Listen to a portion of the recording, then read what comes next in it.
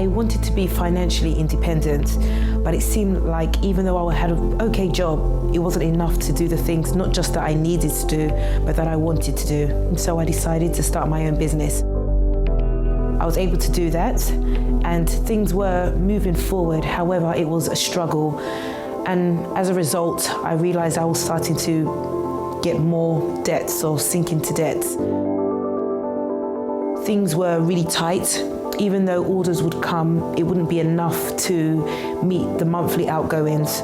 And I was in a situation where I didn't know what to do.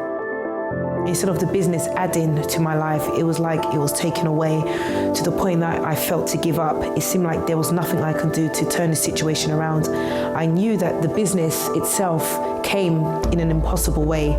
However, it was now becoming a burden, and I didn't know what to do to make the situation better.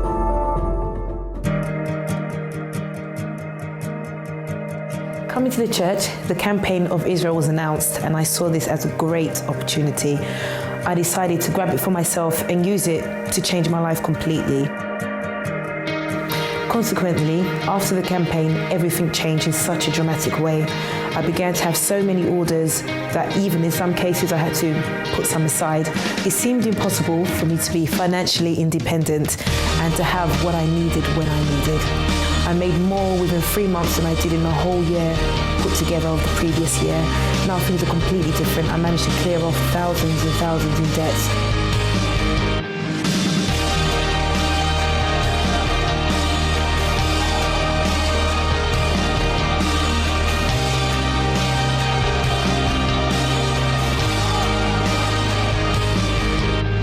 I don't owe any of those that are involved with my business anything at all. Things have completely changed, and now for my business the future is very bright.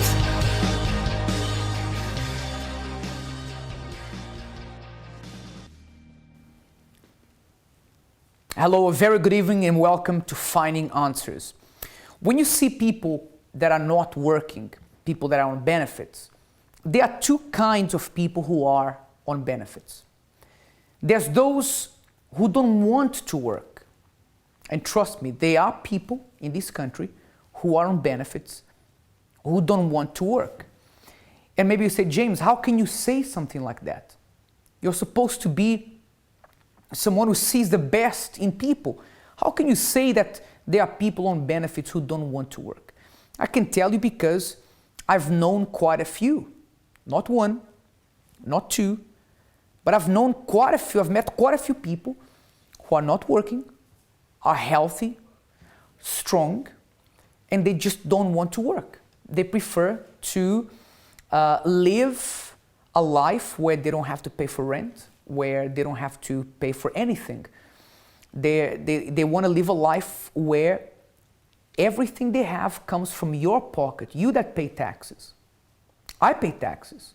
That makes me very angry, makes me very upset. I have very strong points of view on this. I do not like the character of the person who can work but doesn't because they don't want to.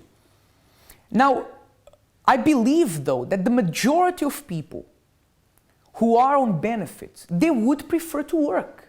Why? Because you have more dignity. It's a matter of dignity, and of course there are people who are on benefits not because they don't have any dignity, but simply because they can't work, whether they have a health problem. And of course then you go into the deeper and more serious issue of the here and now, which is there's a lot of people who just came out of university, they have a degree, they have all the disposition and willingness to work, but nobody gives them a job. No one gives them a chance, and that's very hard, very difficult. And that's why I was saying earlier that we have these two kinds of people now in the UK that are on benefits. Those who don't want to work, and there are quite a few of them out there, but the majority of people who are on benefits are people who want to work, but maybe they are sick so they can't go to work. Others, because they just don't have a chance to be able to prove their worth, to prove themselves. They are more than able to go into a company and be successful there, but they just need an opportunity. And now more than ever, at least in recent times, there's a lot of people eager and hungry for an opportunity, but they don't have this opportunity. And maybe that's how you are. You're not a sponger of the government. You just haven't had a chance to prove your worth yet. And maybe you feel like you're losing your value. You feel like you have so much to offer, but nobody gives you an opportunity to do that. So that's why you feel like you're losing your value. I want you to have a look at this video that we prepared to explain how the situation of benefits is right now here in the UK. Have a look. Britain, one of the most powerful nations in the world. However, power does not automatically generate prosperity. Look a bit closer and you'll find poverty, unemployment and distress in the locations you might least expect, and a benefit system that is in dire need of change. With over 2.5 million unemployed and 20 million families dependent on welfare, has Britain become a nation reliant on benefits? The number of people receiving benefits doubled under the last Labour government. The current administration is trying to address the problem by implementing benefit cuts in an effort to push people back into work. But by doing so, they're also affecting people who are already struggling. Old Hill Estate, Falmouth, an area that used to be known as one of the roughest neighbourhoods in England. Today, it's a more peaceful place, but it's still predominantly inhabited by people claiming benefits. Meet Ali. She lives on Old Hill in this 2-bedroom apartment with her husband and their dogs. They rely on benefits as they both struggle with a series of health issues. I have been diagnosed with fibromyalgia and ME chronic fatigue spectrum disorder. Mental health is a big issue. I have no shame in admitting in the past I have tried to kill myself. That stems from past events and also the frustration of having to live like I have to live. The benefit cap is only one of several regulations the government is introducing. The so-called bedroom tax affected over 3,000 people in Cornwall alone. I can understand why that change came into force. However, they are targeting the wrong people, in my opinion. After World War II, the government introduced the welfare system. The idea was that poverty and ignorance would be replaced by social security, free education and full employment. It now seems like the welfare state has taken a step back. We do a lot of work here to try and get people to understand the other benefits of working. It's not just about money. The self-esteem benefits of working are huge. People do go through paperwork and cleverly use their intelligence to work out what they can get from the government. I get really frustrated about this. You know, it would be good if we could work with those people and just say to them, you'll get the benefits that you've always got, but you've got to give something. So what are you going to give? For the government to come up with a good solution, I think you have to put aside party politics. They have to sit down together and work it out and come up with a solution that is genuinely useful. So if we put those people that are on benefits because they want to be to one side, let's forget about those people. Because if you are one of those people, I'm sorry, I don't even want to talk about you. I don't think you deserve my time, honestly, unless you really want to change. But if we talk about those people who are on benefits and they don't want to be, ask anybody who's sick. The person doesn't want that situation. If they could be healthy and work, they would choose that option every time. Ask a person who, just had children and they can't go back to work, or nobody gives them a chance to work because they have kids, and it's tough to be in that situation that you can't work because you have to choose between, looking after your little ones or going to work. There's many variants you need to look at. And the thing is, the bottom line is that there are people who want a break, a clean break. They want to have a chance to say, I can contribute to society. Unfortunately, they are not given this chance. And maybe you are in this situation, you feel tired of not being given a chance. I have here with me tonight Pastor Douglas from the branch of the church in Willesden Green. How are you, Pastor Douglas? I'm fine, Pastor James. How are you? You deal with people there all the time in Wilson Green, in the center there, people who need help and who come in this situation of being on benefits. Do you deal with a lot of people like that? Absolutely, I do. And to be quite frank with you, Pastor James, I've known quite a few people who they are not working, they can't work, they are off work, not because they don't want to work, but because they fell sick. Mm-hmm. They are sick now, and because of their current health condition, that enables them to work. Mm-hmm. And I wonder, Pastor James, perhaps there are many viewers who are in the same situation. Mm-hmm. It's not that they don't want to work, but they got sick, or they are in a situation of disability. Mm-hmm. An unfortunate event happened to them. Mm-hmm. And when they hear, like you're saying, about people who don't want to work, but they want to get from the government, it makes them even more angry than they are. And you know, I remember I was talking to someone recently who said, look, I am on benefits.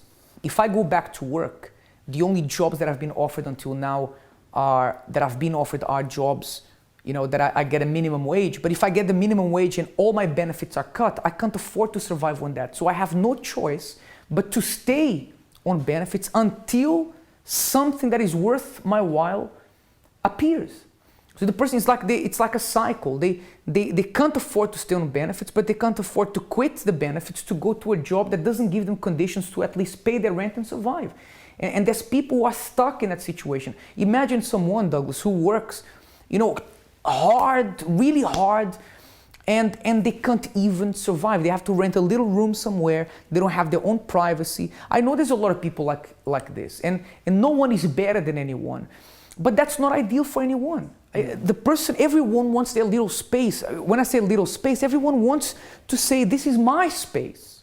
Yeah, and you know that one of the biggest dreams that people have in general is to buy their own property, yeah, isn't it? And there is a culture in this country here where people, well, at least in Brazil, I believe they're in Portugal as well, in your homeland country. Well, in Brazil, when you want to rent a place or an accommodation, you rent a house. Mm-hmm. But here, it seems like people rent rooms. I mean, imagine, Pastor James, you work so hard. You are the breadwinner. You put your sweat, your blood, your effort. You work hard, and then at the end of the month, you get your pay, and you have to pay a room. You have to share the toilet, the kitchen, and you know, and we're not putting the people who are in this situation, we're not putting them down. Of course not. We're just saying we know that no one wants to be in this situation. There's nothing better. Listen, I'm a fan of hard work. I'm a big fan of hard work. I like to work hard. But ask anyone who works hard, all that they want is to know that they can be comfortable. That's what a person who works hard wants. And there are people right now who say, how can I work hard if I'm not even given the chance to work hard? I want to. I'm a hard worker, I have health, but I can't because no one gives me a chance. That's what they work for, mm-hmm. isn't it? Just as you buy a house for living, you buy a car for driving, what do you work for? Mm-hmm. To live a decent life. Yeah, absolutely. And I want to invite you that are watching me now, perhaps you have everything to be successful at a certain job. You have a career that you're passionate about, you have maybe a degree, maybe you don't have a degree but you have the know-how, maybe you don't have the degree, you don't have the know-how, but you have the passion to make that work. But nobody gives you a chance. Maybe you jump from one job to another and for some reason things never work out for you and you have no choice but to fall back on the benefits. Maybe you are a person that you say, look, James, if I only had my health back, I'd love to go back into work and make a difference and feel like I'm contributing every day. But perhaps the situation has not been like this for you. Maybe things have not been good for you. I want to invite you that are going through a problem like this, maybe you feel you've lost your self-worth because you haven't been able to contribute the way you want. Then give us a call. The number to call is 020-7686-6300. James, if I call, are you going to give me a job there in the studio? No, but we are going to pray for you. And I believe that God can open doors. God can even heal you. That's right.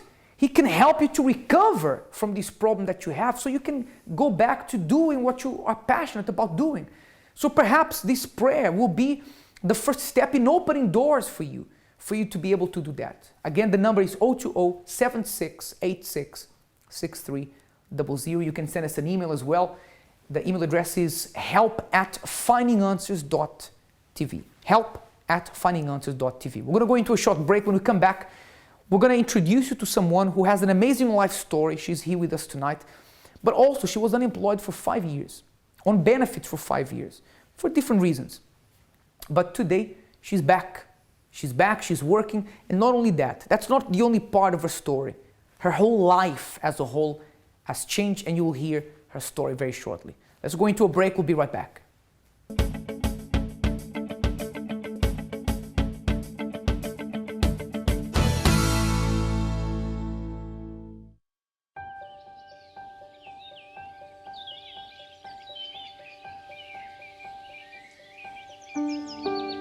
From the moment I walked in, I felt different.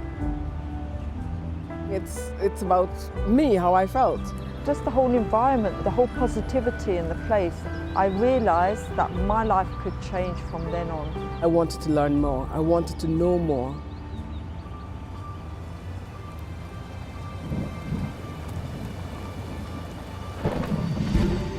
There I learned that there were roots to the problems that I had. And I learned how to tackle the roots of those problems. If I keep going and listening and putting into place what's been said, then my life will always be happy. You just need to come and hear for yourself. It's a personal thing.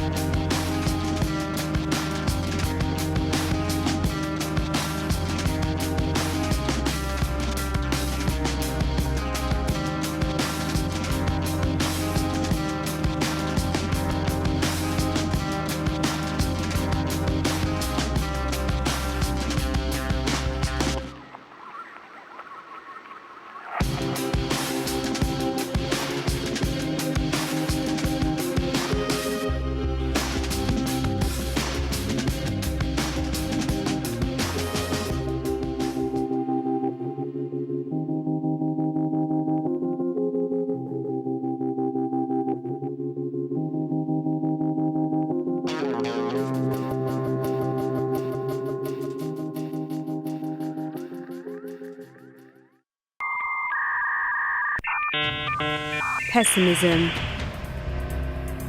insecurity, afraid of taking risks, doubts,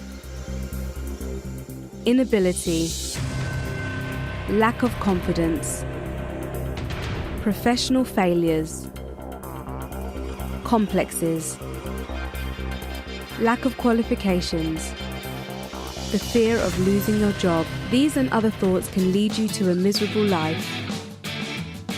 Every Monday, we hold a motivational seminar that can help you break through financially, especially at 7:30 p.m, but also at 7 a.m, 10 a.m, and 3 p.m. at all UCKG help centres. For more information, call 020 7686 6000 or visit our website uckg.org.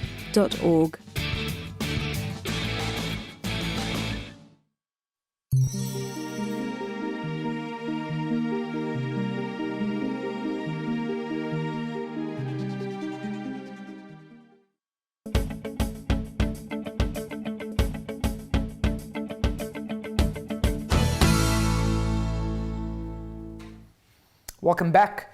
You know, when I said earlier that if you are someone that you're on benefits because you want to be, because you don't want to work. And I said that this is not for you, what we're doing is not for you, that we have no time for you. I hope you don't get offended. But you know, life is all a matter of character, of integrity. There are people in this world that have no integrity, but they want to change. They want to change their behavior. They want to have integrity.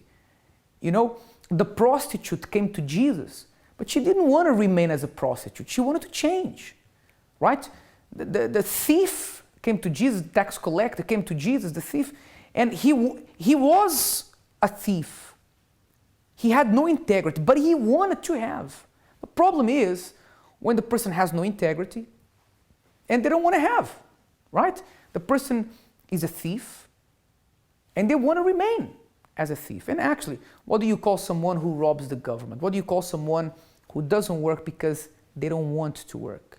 They can, but they want to. So they prefer to have other people working hard, like you and me, you that work and myself, paying for them to live a life that they don't have to lift up a finger to help with anything in this country. So what do you call that? That's a thief, right? They're stealing your tax, my tax, that could be used for other things to improve the health service in this country.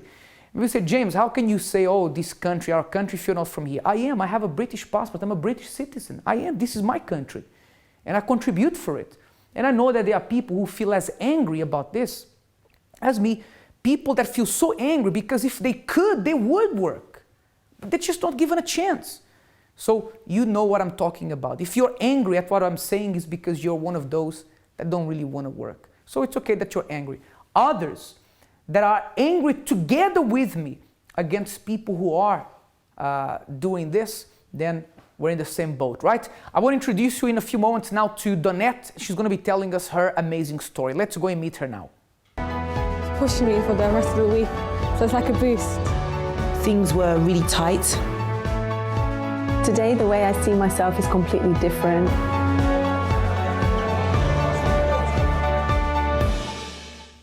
Welcome back.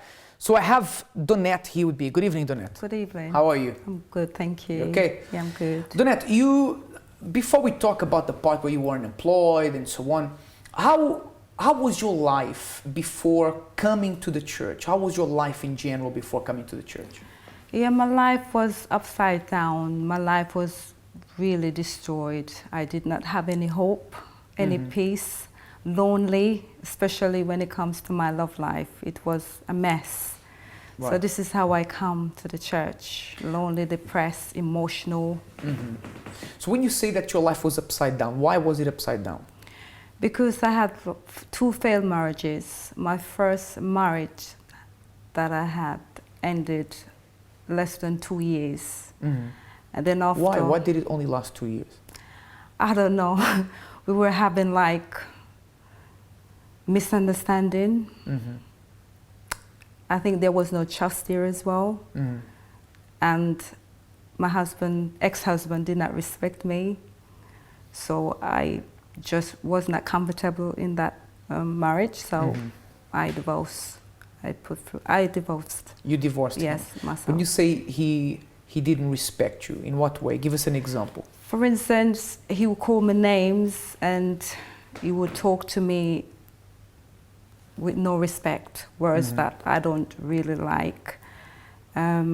He also was having an affair as well with someone else. So he didn't respect you in many ways. Yeah. Right?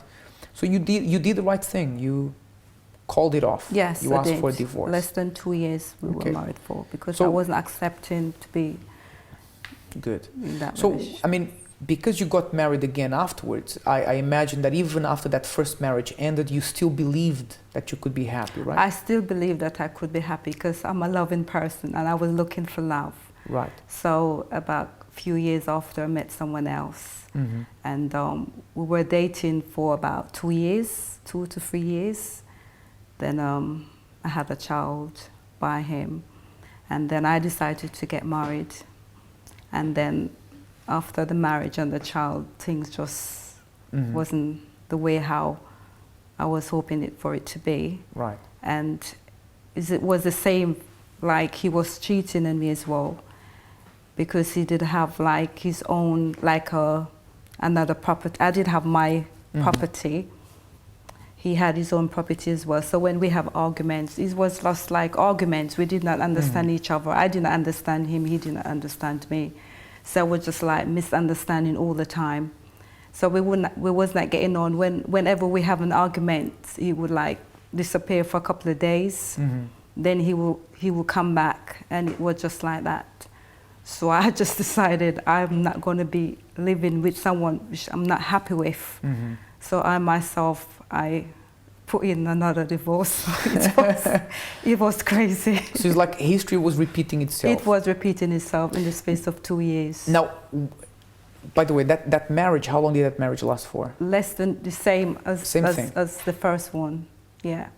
So when that second marriage ended, the divorce went through, I mean, did you still think, yes, I'm still going to be happy in my love life, or at this time it was different now? It was different then, because at the time when it ended, then someone invited me to the church. Right. And I did not want to come at first.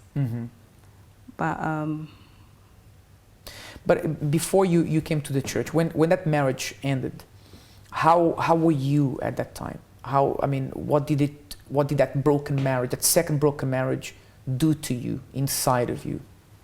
I just feel as if, I don't know, I just feel lost, as if no one, like something wrong, that there was something wrong there for start. I just felt like, what's going on? As I said, I'm a loving person and I want to find love. So, and I did not want to be on my own. So I decided that...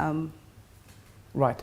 Did you ever stop believing that you could be happy in your love life after those two broken marriages? Did you start thinking, am I ever going to be happy? Yeah, I do think if I'm going to be finding the right person, or if that same history will repeat itself again, those thoughts comes to my mind, but I never start believing that I will find someone. Right. You were mentioning earlier that you got depressed as well. Yes. Was that after the second marriage? After the second marriage, I was depressed. I just felt like, when is it gonna, things is gonna change, turn around for me? Because 2 failed marriage, and I just did not know what's going on, what's happening. So deep down, you still believed that things were going to change at some point, right? Yeah. Okay. And what was your financial situation at that time? At the time, I have 2 small girls, children, babies, so I was on benefit. So I did not, I could not get out to work at the time, because I had was to stay home and raise the 2 children, because those 2 children was for my ex-husband anyways. Right. So when he left, I was left on my own with them. So I had was to stay home and bring them up on my own. How difficult is it to be left on your own with 2 kids and nobody to help you? It was very, very difficult. It was a very difficult situation. No one there, just me and them. So it was very hard. So did you want to go out and get a job and start working? Yes, I did want it to go out, because before I had the 2 children, I was working anyway. But after I have them, I could not. So you were never a lazy person. I wasn't. You didn't want to stay at home and get the benefits. No, but to be honest with you, because I was on benefit for 5 years, I started getting used to it. So I was like, kind of said, well, I'm not in any hurry to go out and find a job, because on benefit for 5 years, and you're getting your rent paid and getting money to buy food. Yeah, that's the thing, Donnette. That's, I believe there are people that they've always worked, and they like to work and they want to work. Yeah. But then you find yourself in a situation like that, and you don't like it. You don't like to be at home. You don't like to not have a job to go to in the morning and so on. But then it gets to a point, if you stay in a situation for too long, it sort of gets comfortable, right? You get used to it, exactly. It's like you know, you may not like to live in a country where there's war, but for someone who's lived there all their life, they got used to it. I mean, it's not like they don't like it, but there's nothing better, right? So for you, it's like you were there for so long that you thought, well, you know, what can I do? I've been here for 5 years. Right, But coming to church changed the way you saw things. Don't tell us about that yet, because we're going to go into a break. And I want to find out what happened to you, because 2 broken marriages, 5 years on benefits, and you already getting accustomed to it. So something changed, because now your life is not like that. Yes. And you're going to tell us about it in just a few moments. So don't go anywhere. We're going to go into a short break. We'll be right back.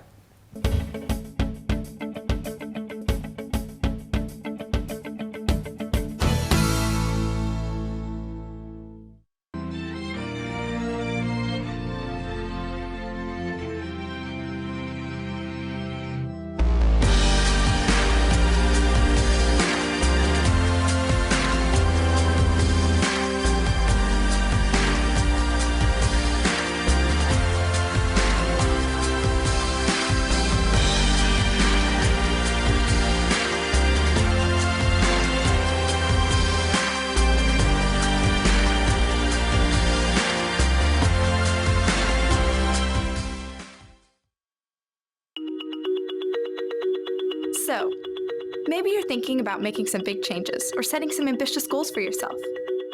Maybe you want to lose 20 pounds or read through the Bible. Maybe you want to run a marathon or repair a broken relationship. Whatever your big goal is, the temptation is to expect to go straight from here to here, or from here to here. The reality is, there are a lot of small steps between big decisions and big results. Challenges and obstacles await. At some point, you might even want to quit. But stand firm. Don't be disappointed with slow progress. Don't be overwhelmed by the destination. Rather, focus on what you can do today. Skip dessert. Read a chapter. Go for a run. Make a phone call. The more difficult the journey, the more rewarding the destination. And it can all start today with just one small step.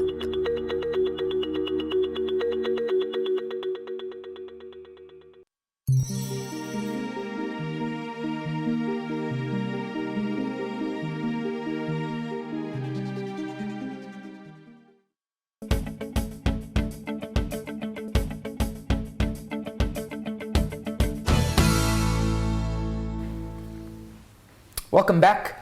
Before we hear the rest of Donnette's success story, here's another success story that I believe you can draw inspiration from.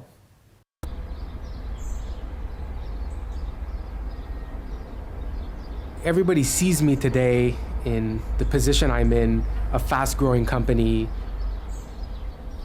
They don't really understand the story and the struggle behind my success, where I've come from, and really where it takes to achieve success. My story starts, like many others around this world, it starts, unfortunately, growing up in poor situation.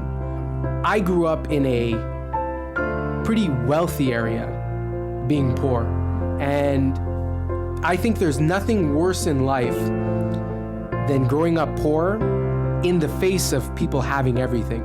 It makes you really realize what you don't have. When you grow up in an area where nobody has anything, you're kind of all on a level playing field. But when you grow up in a wealthy area where everybody seems to have so much more than you, you know that you don't have as much as them. You know your parents don't have as much money. I realized what I don't have, I realized what I wanted, and I made sure from a very young age that I would succeed at every goal I've ever dreamt of.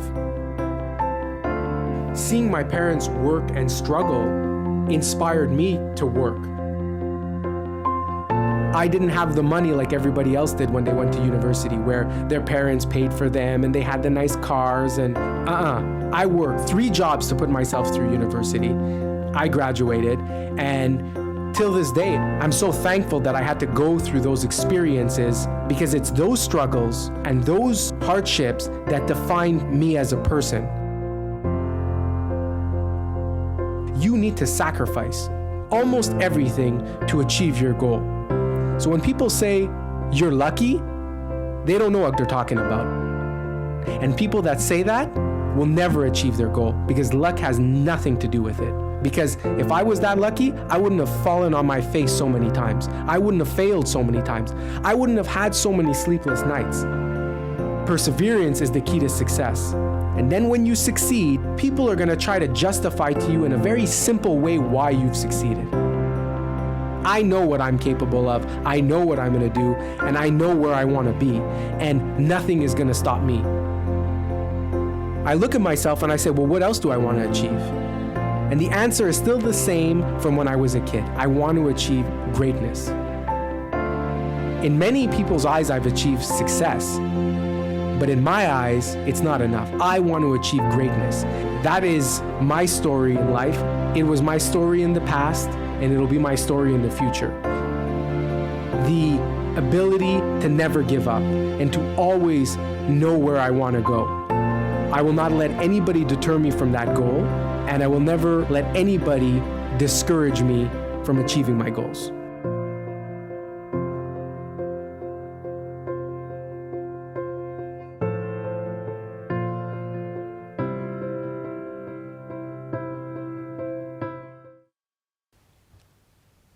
Welcome back. So you heard there a very nice success story, but this one here is even better. So Donnette, we heard that when you came to the church, you had just been through your second failed marriage. Yes. Both marriages didn't last longer than 2 years. Yes. You were very disappointed, depressed, your world had collapsed, but you still believed that you could be happy in your love life, right? That's right. And you were also off work for 5 years. Yeah. And gotten to a point where you were okay being in that situation. Yeah. So when you came to the church, someone invited you to come. Yeah. What was the first thing you noticed by attending the church? The first thing that really changed you? Faith. When I heard about faith and not to accept the situation that you are in, because the situation that I was in, I was accepting it because I did not know better. Mm-hmm. But when I started the church to come and hear the word, not to accept, and how to use your faith if you want to change your life, you want to change the situation, which I didn't want it to change my life. Mm-hmm. I wanted to change the situation, and that's what really grabbed my attention. You know, a lot of people hear what you just said now, because you said coming to the church, you learned not to accept your situation, to say no. And most churches say to people that if something happens to you, you have to accept it. Yeah. Because it's life, it's God's plan. But bad things cannot be God's plan. It can't be God's plan that you have failed marriages. So you learned in the church to say, no, I don't accept to be unhappy in my love life. I don't accept to be unemployed. I can do better. Yes. When you started to do that, not to accept your problems, did things start to change? Things started to change because when I hear the word, I put it in practice and I start act upon what I heard. What was the first thing that changed in you? I started, at the time I did not have a qualification, so I started I went to college and was doing childcare, and this is what started changing. I was working at the time. When I started college, I was like doing work experience and doing the course at the same time. So that's what started changing. Okay, and what about inside of you? Did you change inside of you as well? The depression, all those things? Yes, it did. I felt like I have hope. I felt like, yes, something can happen. Something, there is a future there. Right. So I felt like... And that depression is still inside of you until today? No, that depression is gone. I'm not bothered. I'm not worried. I'm not worried anymore. So you were free from the depression. Yeah. How long after you started coming to the church did you get a job? About 3 years, 2 years, because I was in education. So you started studying. Yeah. You stopped depending on the government. Yeah. Right? Yeah. That's great. You became independent. So you are back to work now. You are free from depression. Yeah. Your life changed. Yeah. It's just a shame that you're still single, right? No, I'm not single. No? No. So what happened? I married 2004. 2004 yes, you got married. Said in June last month was 10 years since. 10 years. 10 years so this since marriage married. lasted longer than 2 years. That's right. Yeah. How is married life today? Married life is good because we're both in the same faith, so we understand each other better. Actually, he's sitting behind the cameras. The people at home can't see him, but he's smiling at me now. He's there sitting behind the cameras. So, I mean, apart from the fact that you understand each other, what's the difference between being married to someone who is of God, who's in the same faith that you are, and in the past when you were married to someone who didn't have these things? The difference is, as I said, we're in the same faith, so we believe in the same thing. If we have an argument, we know how to work it out. If we make mistakes, we know that we're supposed to go and talk to the person, ask the person to forgive. Right. Forgiveness. So. What about the lack of respect? Before you said that your first husband didn't respect you, used to call you names. What about now? Well, my husband respects me now. That's why we're still together. Do you respect him? Yes, I do respect him as well. That's great. So 10 years being married. Yes. Is it what you hoped for? Yes. That's great. Yeah. So even if people have had failed relationships in the past, there is still hope for them. There's still hope for them. That's right. If they believe in themselves, there's still hope for them. That's right. So if you're watching me now and you've had failed relationships, failed careers, failed whatever it is that you failed in. Maybe you failed in everything. Maybe you say, James, I have failed in everything I tried, right? But like Donnette said, look, I had these 2 failed marriages, but I still believed that I could be happy. And I just want to say something. Donnette, you said that second marriage finished and you had 2 young daughters. Yeah. And a lot of people say, look, I can't get married again because no one would want me with 2 small children, or with 1 small child, or with 5 children. It doesn't matter, right? If God could lead you to someone who would accept you, would accept your children, He can do the same for this person at home. Yes, He can. Right? Yeah. So it's important you hold on to that faith. If you say, James, I want to have this faith, I just don't know how, then get in contact with us. We're going to teach you. Part of our work is to teach you how to use your faith. Our number is 020-7686-6300. Actually, Pastor Douglas is not here in the studio with us now because he's there taking your calls. If you call him, he'll be there taking your calls right now. Or send us an email, help@findinganswers.tv. We're going to go into a short break. When we come back, I'll be reading the mail of the day and I'll be offering a prayer for you. Donnette will be joining me in the prayer here as well. We'll be right back.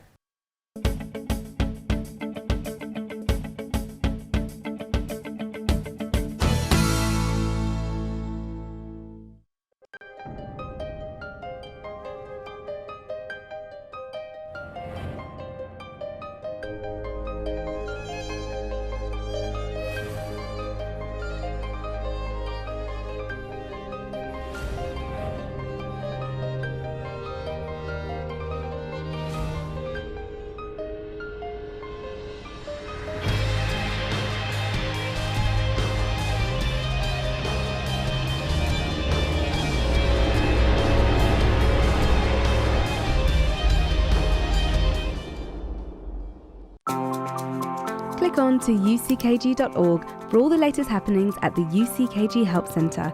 It's dynamic, interesting and full of content that will add to your daily life. Keep up to date with all the latest info on events up and down the country at a UCKG closest to you. There's something for everyone and you're invited. Check out what we've done previously and update your calendar with what's coming up next. Ladies, especially for you, presenters and authors Nanda Becerra, Esther Becerra, Chris Cardoso and Viviane Freitas share with you advice on becoming a better woman. Read their top tips on health, beauty, love and well-being, all aimed at helping you become the woman you were created to be. And if you're looking for food for the soul and personal development, then check out messages from world-renowned spiritual leader Bishop Macedo, as well as character-building blogs from Bishops Renato and Celso Jr. It's spiritual intelligence for your life. And for all you young guys and girls, why not check out our section dedicated to youth? Real talk, real advice, and a whole lot of fun. Catch cool clips of their shows and listen to the catchiest VYG record track.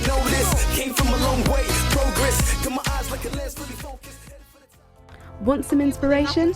Watch our live transformational videos, recent programs, plus all the promos and coverage of some of our best shows and events. Hello, very good evening to all of you. This is Finding Answers. Finding us is easy.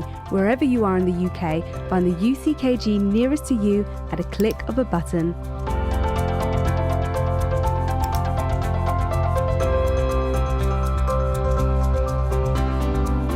uckg.org. All you need at your fingertips.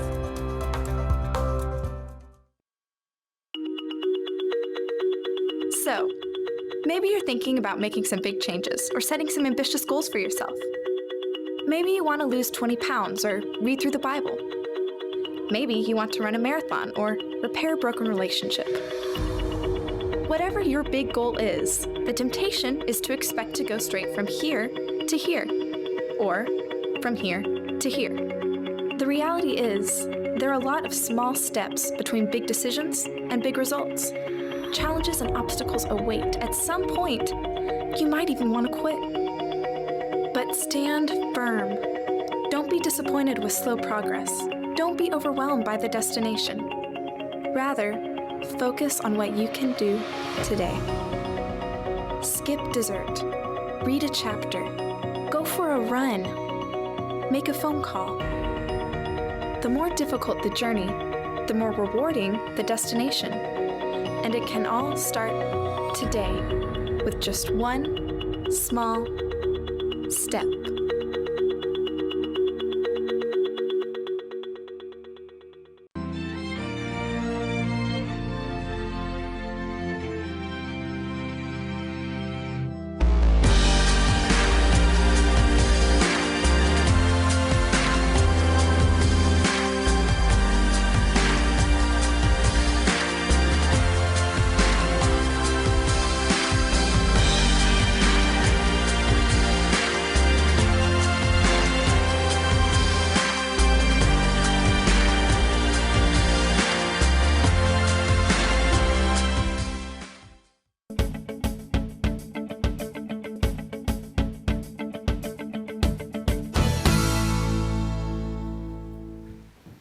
Before we go for the mail of the day, I just remembered during the break a very sad story that I heard, I think this week.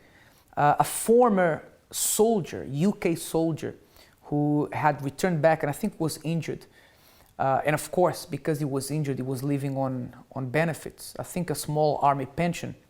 His situation was so bad, that he died, if I'm not mistaken, recently, a few weeks ago.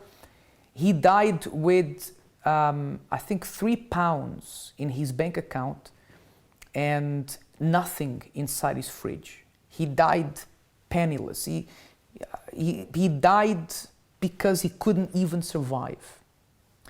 And I believe there are people like this. I believe there are people who are hardworking, who have ethics, who have integrity, who want to do something with their lives and they can't. They feel stuck, they feel lost. Perhaps you are that person. And I want to tell you, don't give up, because things can change. God can turn your life around and do something amazing in your life. I want to read very quickly here to you the mail of the day. It says, "Hello, I'm currently not working due to losing my job 6 months ago. I received benefits to support my son and myself. I was reluctant to receive benefits, but it's been very difficult as my job wasn't highly paid, so I wasn't able to save. Now I'm trapped with not being able to find work. I just don't know how to get to this, how I got to this. I had so many plans and ambitions for my life, but I feel they are slipping away with each day. I don't want this. I want better finances. I want a better life. I'm tired of surviving. I want to live life. But it's easier said than done. Please advise me. Karen." Well, Karen, let me just tell you that I believe there are people who think that because churches, or even us in this program, talk about finances, about prosperity, they think we're doing something wrong. And actually, This is part of human life. Churches, faith has to deal with real problems. And people struggling financially, it is a real problem. It causes stress, it causes, it causes you to feel like you're losing control of your life. And I want to tell you, Karen, for you not to give up. Sometimes it's all a matter of persistence. Do not get into a situation where you get complacent and accept being on benefits, like Donnette was saying, that initially she didn't want that, but eventually became kind of comfortable. Never get into that trap. Don't stop fighting, don't stop searching, because it's only a matter of time until a door opens. A door always opens. Somehow, at some point, a door is going to open, and I want to ask you, don't quit, don't give up. Prepare your glass with water. We are going to talk to God in just a moment. I want to say something to you before we go for the break. Did you know that the church, our church, is open every day? Actually, it's almost midnight. And did you know that our youth group is going to have an all-night meeting? Not an all-night rave, not an all-night dance. They'll be all night together, praying, seeking a better future. So even at night, we don't close. That's right, our line that we always give you to call in this program is a 24-hour line. You can call at any moment. You know, if you feel that you don't have where to seek help, you don't know who to talk to, I want you to know that we are here. And actually, if you want to send me an email to come and see me during the week, you can come and have a one-to-one with me this Sunday in the church. I'll be there available to speak to you. Then send us an email, even after this program. Even now, it's up to you. And it'll be a pleasure for me to take time to see you this Sunday or any day. The email address again is help@findinganswers.tv. Prepare your glass with water. Myself and Donnette, we're going to be making a prayer here now, asking God to touch your life. Let's speak to Him. Prepare now for the moment of prayer.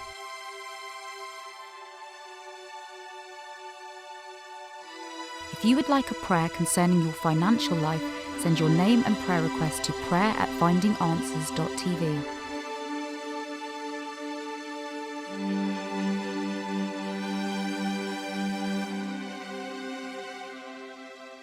My Lord and my Father, I believe by mentioning some of the problems that come to those who are going through a tough time financially, we have just touched the tip of the iceberg. We haven't even scratched the surface, because we can't even start to imagine what it's like for people who can't even get by, people who are struggling, people who feel that they've been robbed completely of their future, robbed of their self-worth.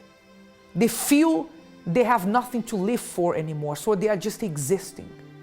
And some, as they are listening to my prayer, they will think now that we are exaggerating, that we are being dramatic, over-dramatic. But the truth is that only those who are in that situation will know exactly how it is, how it feels. I pray, my God, that you will open the window, a window of opportunity for this person.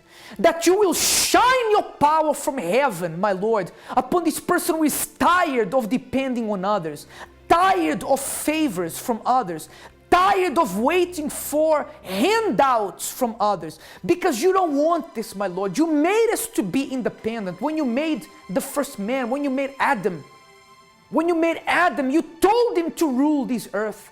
And maybe this person right now is being ruled, controlled. They don't have, my God, any prospects for the future. But I pray, my Lord, let this person's strength be renewed right now. If this person had given up, if they had come to accept the situation they were in, let their strength be renewed. Let them be determined to change their life and to keep fighting. I pray for Karen, who sent us this email, that her strength will be renewed also. Don't let her give up. Don't let anyone that is praying with me now, my Lord, to give up. Because even if no one believes in them, we believe in them. Even if no one believed that Donnette could be happy again in her love life, we never gave up on her. She never gave up, and that's why she's happy here today. So, my Lord, I determine that those who don't give up, who are seeking your power, who are joining their faith with me now, they will see the touch of your hands in their life, for the honor and the glory of your holy name. You may now drink of this water there where you are.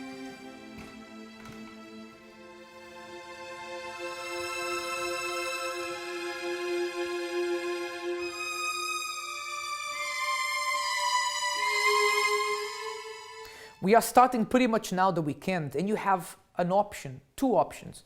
The option to go back to work on Monday if you do have a work in exactly the same situation you are in right now, or come to church, seek God, see what else can happen, see what different can happen if you seek Him. You won't go back on Monday to work the same way. Or perhaps if you don't have a job, who knows, even this Monday, a door will open for you and something different will happen. It's been a pleasure to be with you here this whole week. We'll be back again with you on Monday. Until then, have a wonderful night. May God bless you.